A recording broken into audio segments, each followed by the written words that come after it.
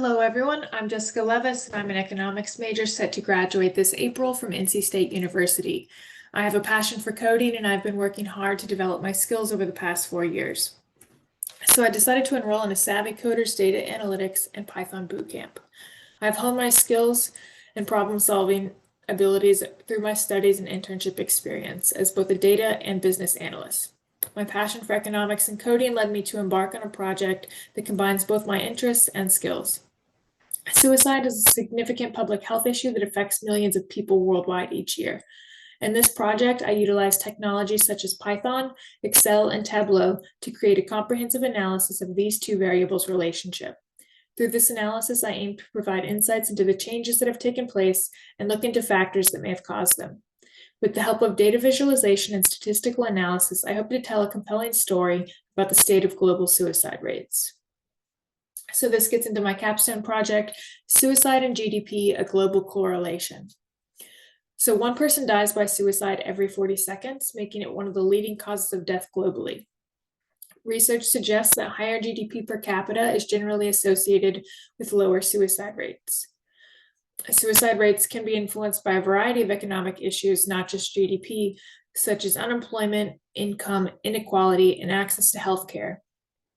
So while many countries have high income and relatively low suicide rates, there are some exceptions to this pattern, such as Japan and South Korea.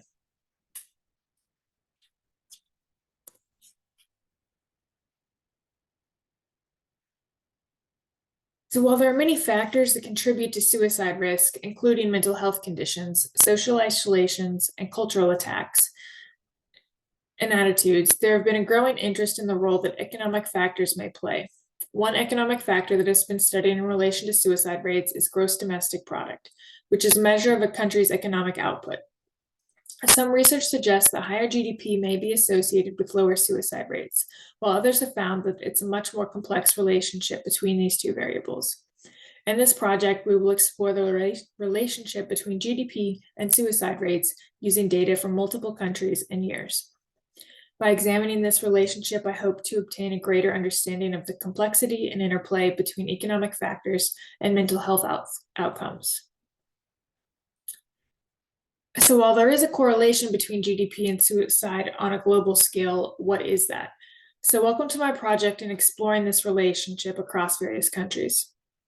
This project was completed using agile methodology, which allowed me to break down the project into smaller, much more manageable tasks and adjust the project scope as needed, which I did do. I did downscale a bit. So as I said earlier, GDP is the total monetary value of all goods and services produced within a country's borders in a given period of time. So for my project, GDP is going to be represented in US dollars, and that's been converted for all countries. Suicide rate is represented per 100,000 people. My data sources, the three main ones, were from the World Bank, Organization for Economic Cooperation and Development, and Our World in Data. So these three sources gave me GDP per country in US dollars, the suicide rate by country, and I also looked at GDP growth as an annual percent and country percent of deaths by suicide. The two tools I utilized were Python, SQL and Excel for data cleaning, and then Tableau. While the bootcamp provided me with a strong foundation in data analysis, I encountered a number of challenges during this project, specifically where I found that the bootcamp did not cover regression in much detail, so it required me to engage in self-directed learning. Time limitations were also a challenge for me as I worked to balance the competing demands of work, school, and personal commitments. So despite these challenges, I'm proud to present my findings and analysis on the complex relationship between GDP and suicide rate. One big issue in my analysis was missing values for some of the suicide rates, not being able to find enough data, and the time constraints for comprehensive regression analysis. So then moving into data cleaning. For this portion, I mainly used Excel and a small amount of SQL, which is my right bottom picture. My data in Excel was horizontal by the year, so I had to transpose that data, which was a big thing I had to do. And then if you look at the photo down here on the bottom left, you'll see the highlighted 2015 for Australia. That was a value that was missing, so I had to determine what to do with those values. So I ended up taking an average of the year before and after to get an estimate of what that value would be. So for data cleaning, in Excel, I mainly use VLOOKUP and XLOOKUP. I did an unpivot syntax, which allowed me to unpivot a pivot table, and I also created some pivot tables.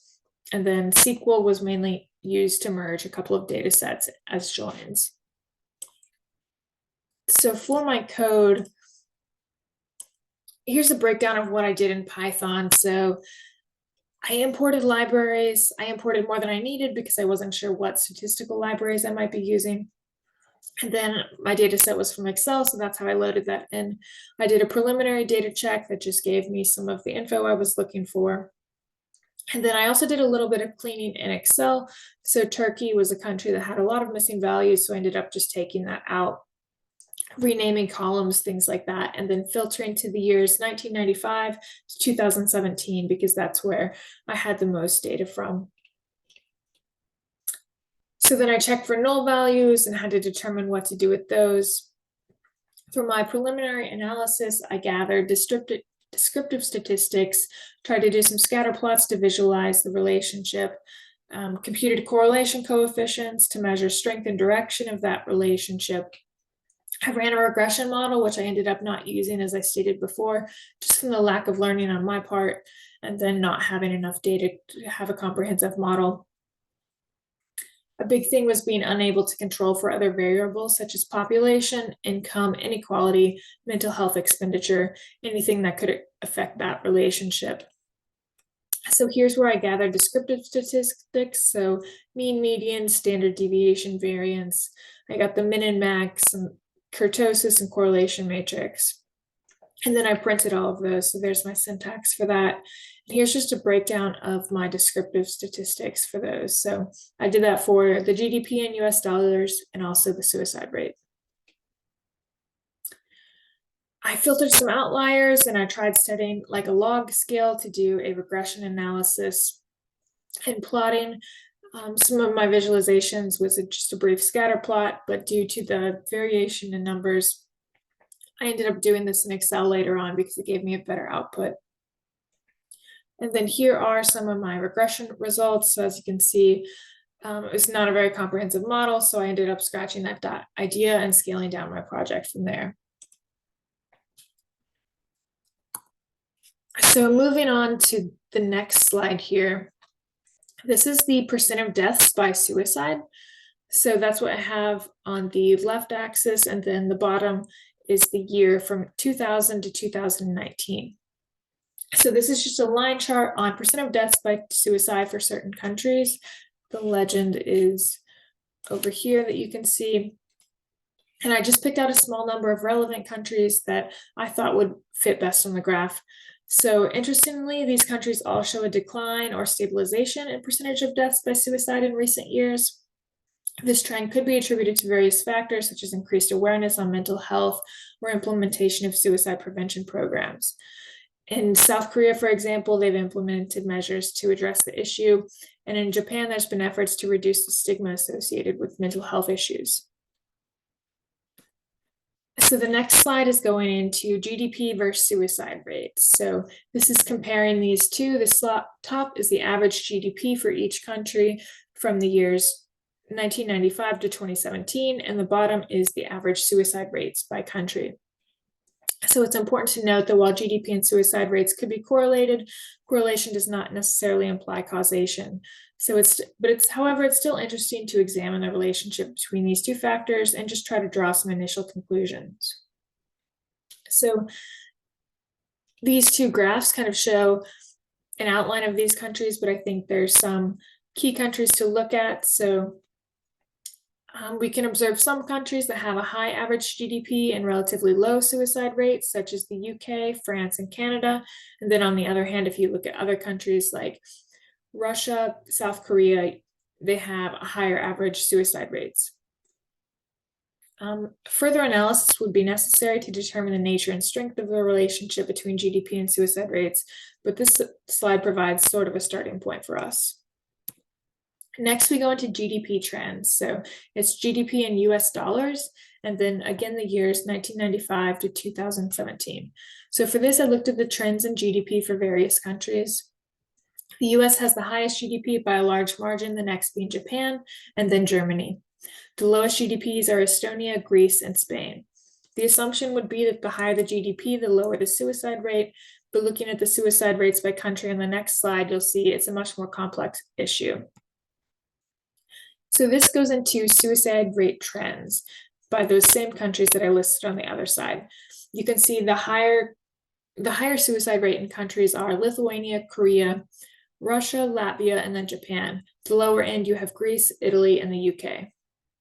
Through our analysis, we can see where cultural attitudes and societal pressure and mental health can all play a role. So this looks at the average suicide rate by country and then average GDP by country. I broke those down on the top by the countries that have the highest suicide rates going down to the lowest. And then the bottom is just those correlating countries. So you can see Lithuania has a very high suicide rate, but also a lower GDP. Whereas Croatia, you can see they have Russia, you can see they have a very high suicide rate, but they also have a high GDP.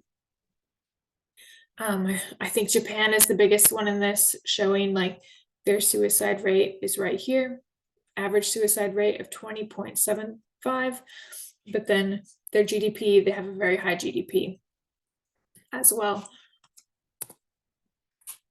So going into the conclusion, this map here on the left just shows a breakdown of intensity of suicide rate by country. It just gives you a visualization. But in conclusion, our analysis of the relationship between GDP and suicide rates across various countries has revealed that it's a very complex issue that cannot be explained simply by a linear relationship between just these two variables. While higher GDP may indicate better economic conditions, it does not necessarily correlate with lower suicide rates, as seen in countries like Japan and South Korea. Cultural attitudes towards mental health, access to healthcare, and societal support networks are also important factors that contribute to suicide rates. Therefore, addressing the issue requires a multifaceted approach that involves not just economic policies, but also social and healthcare reforms. Through the use of agile methodology and various data analysis tools, as stated before, I was able to clean and analyze the data to gain these insights and create visualizations. I hope that this presentation has shed a light on the complexities of the relationship between GDP and suicide rates and emphasized the importance of addressing the issue with a holistic approach. In many countries, also a point to have is that self-harm are highly underreported due to social stigma and legal concerns. I want to thank you for your attention and also thank everyone at Savvy Coders for the help. The TAs, instructors, all the support staff, Lori, everyone's done a great job in helping me get through this project. And I just want to say thank you to everyone.